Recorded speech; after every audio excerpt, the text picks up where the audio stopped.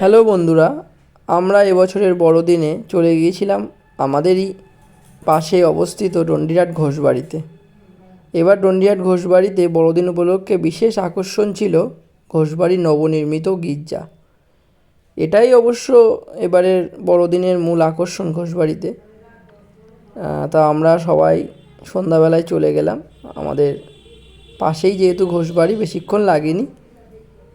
ঘোষবাড়িতে প্রবেশ করার সাথে সাথে দেখলাম মানুষের সমাগম ভালোই ছিল, চোখে পড়ার মতোই সত্যি সমাগম।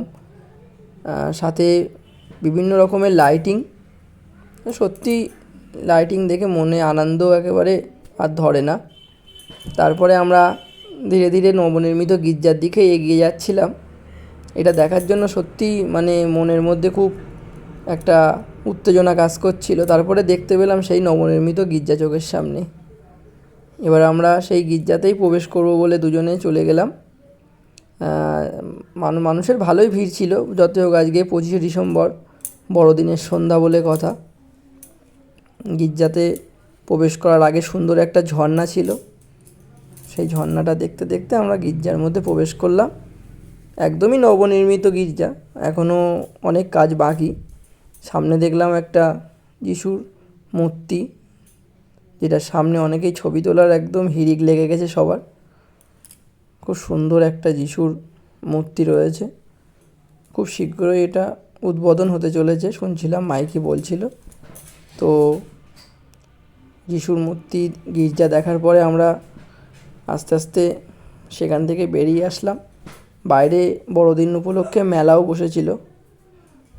সেই মেলাতেই আমরা আস্তে আস্তে এদিকেই যাব বলে প্রস্তুতি নিচ্ছিলাম।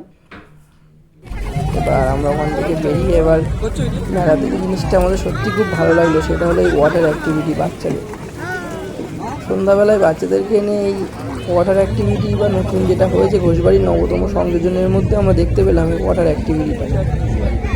ছোট্ট একটা বাঁধা জলের জায়গা, তার মধ্যেই বাচ্চারা বোটিং করছে। খুব সুন্দর লাগলো দেখতে। আপনারাও চাইলে আসতে পারেন এই ঘোষবাড়ি নবনির্মিত যে ওয়াটার অ্যাক্টিভিটি বাচ্চাদের জন্য বিশেষ করে সত্যি খুব আকর্ষণীয়। তো এই দেখার পরে আমরা কিছু খাওয়া দাওয়া করলাম, সাথে অনুষ্ঠান চলছিল পিছনেই বড়দিন। মোটামুটি ভালোই আনন্দ হলো। সবাইকে মেরি ক্রিসমাস, ভালো থাক, লাইক শেয়ার করে আমাদের পাশে থাকবে।